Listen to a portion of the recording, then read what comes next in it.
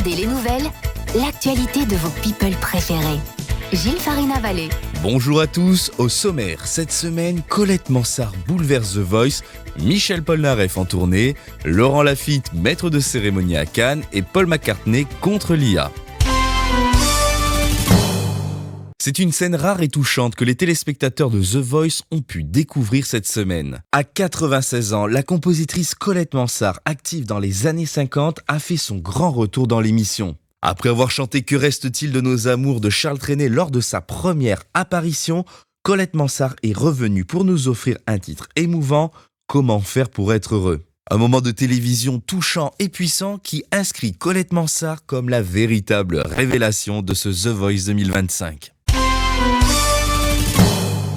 Michel Polnareff est de retour sur les routes. Depuis le 6 mai, il entame une tournée baptisée « Ma dernière tournée » qui passera notamment par Bercy le 14 juin. L'artiste, célèbre pour ses lunettes blanches et ses balades inoubliables, en profite pour présenter son tout nouvel album Intemporel, disponible depuis fin avril. Il y aborde des thèmes de transmission, de désir et de solitude avec une écriture toujours aussi décalée. Le public a déjà pu découvrir les titres Sexetera et Tu ne m'entends pas, qui montrent qu'à 80 ans passés, l'amiral n'a rien perdu de sa liberté de ton. Côté cinéma, un autre visage bien connu revient sur le devant de la scène, celui de Laurent Lafitte. L'acteur et sociétaire de la Comédie Française sera le maître de cérémonie du Festival de Cannes 2025, 9 ans après son premier passage remarqué en 2016. Il aura pour mission de lancer les festivités dès le 13 mai avec, on l'espère, ce mélange d'ironie, de classe et d'audace qui avait marqué les esprits lors de son précédent passage. Un choix qui reflète bien la volonté du festival de mêler glamour et esprit français.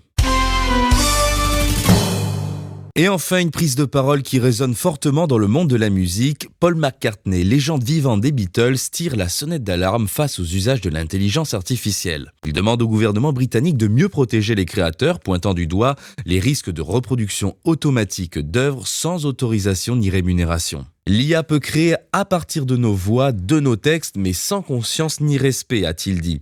Un sujet brûlant alors que les technologies génératives bousculent les repères de la création artistique. C'est tout pour ce numéro de Demandez les nouvelles. À la semaine prochaine. Demandez les nouvelles. Mélodie, la radio vintage forever.